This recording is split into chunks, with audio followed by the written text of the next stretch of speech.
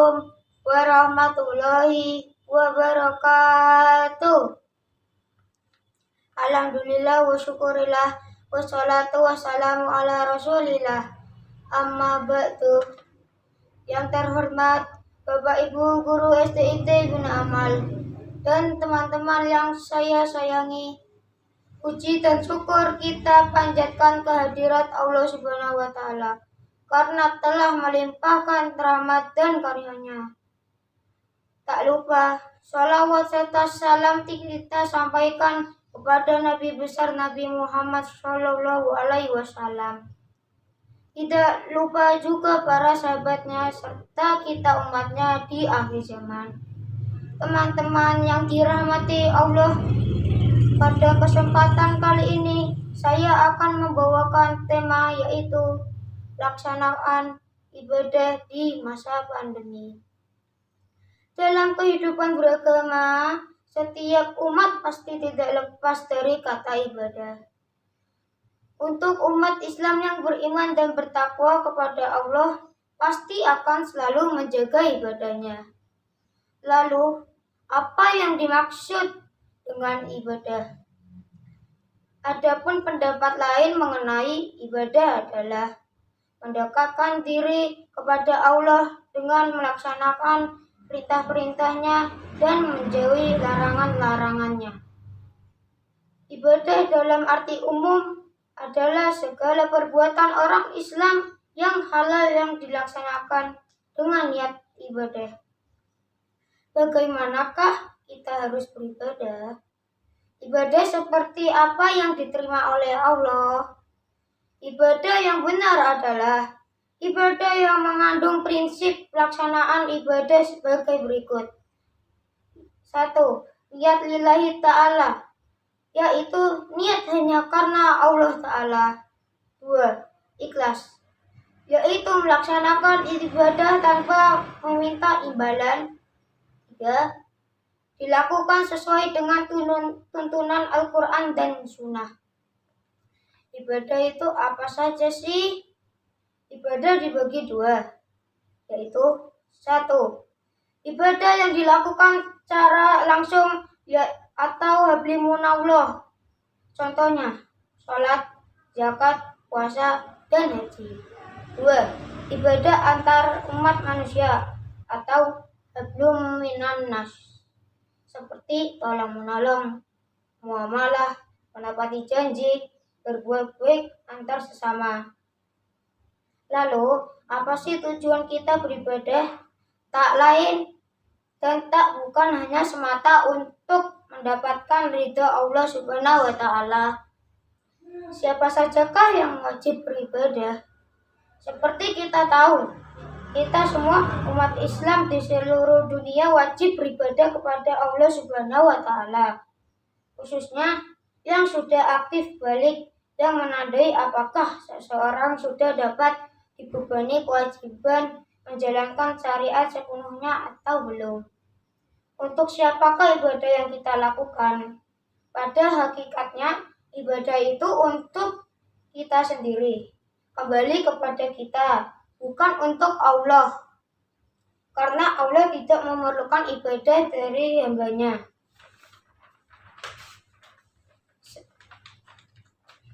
Saat ini di seluruh dunia sedang menghadapi pandemi COVID-19, di mana kita dibatasi untuk beraktivitas di luar rumah. Kegiatan seperti sekolah, bekerja, dan beribadah sebaiknya dilakukan di rumah. Sekolah dan bekerja dilakukan secara online via Google Classroom, Zoom Meeting, dan sebagai berikut. Sehingga kita mengenal istilah WFH atau work from home. Artinya bekerja dari rumah.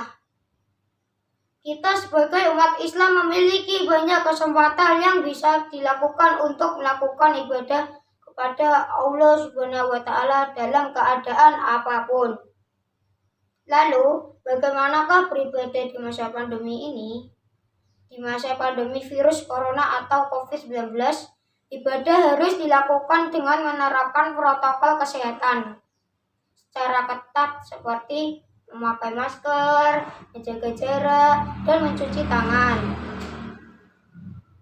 Nah, di saat pandemi seperti sekarang ini, di mana kegiatan kita di luar rumah harus dikurangi, maka kita mengerjakan ibadah cukup dari rumah saja.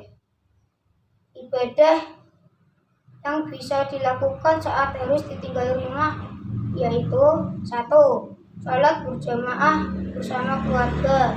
Sholat tidak boleh ditinggalkan dengan berbagai alasan apalagi yang sifatnya wajib. Fatwa MUI telah menjelaskan umat Islam disarankan sholat di rumah selama pandemi virus corona. Sholat berjamaah di masjid berisiko menjadi sarana penularan COVID-19 karena jarak yang dekat dalam satu tempat. MUI juga menyarankan hal serupa terkait sholat Jumat yang wajib bagi laki-laki, sehat dan dewasa. Selama wabah virus corona, umat Islam boleh mengganti sholat Jumat dengan sholat zuhur yang dilakukan di rumah masing-masing. Sholat di rumah bisa dilakukan berjamaah bersama anggota keluarga. 2. Membaca Al-Quran. Membaca Al-Quran memiliki sejumlah keistimewaan, seperti diriwayatkan dalam hadis Bukhari. Rasulullah SAW bersabda, barang siapa yang membaca huruf dari Al-Quran, maka ia akan mendapatkan satu kebaikan dan dari satu kebaikan itu berlipat menjadi 10 kebaikan. Aku tidak mengatakan alif lam mim sebagai satu huruf, akan tetapi alif satu huruf, lam satu huruf, dan mim satu huruf. Hadis riwayat Bukhari. Selain 2 ibadah yang pokok tersebut di atas, masih banyak ibadah yang bisa dilakukan dari rumah, seperti membantu orang tua mencuci, masak, dan membersihkan rumah. Tetap belajar online dari rumah, sekolah virtual untuk para korban pandemi. Di masa pandemi seperti sekarang ini, umat Islam agar semakin mendekatkan diri kepada Allah Subhanahu wa Ta'ala dengan memperbanyak ibadah, taubat, istighfar, zikir, dan memperbanyak sholawat, memperbanyak sedekah, dan senantiasa berdoa kepada Allah Subhanahu wa Ta'ala agar diberikan perlindungan dan keselamatan dari musibah dan mara bahaya, atau doa daf'u al-bala, khususnya dari wabah COVID-19. Demikian tulis MUI. Dalam situasi seperti saat ini, patuhilah apa yang diserukan para ulama dan juga ulil amri atau pemerintah, karena patuh itu juga perintah Allah Subhanahu wa Ta'ala. Wassalamualaikum warahmatullahi wabarakatuh.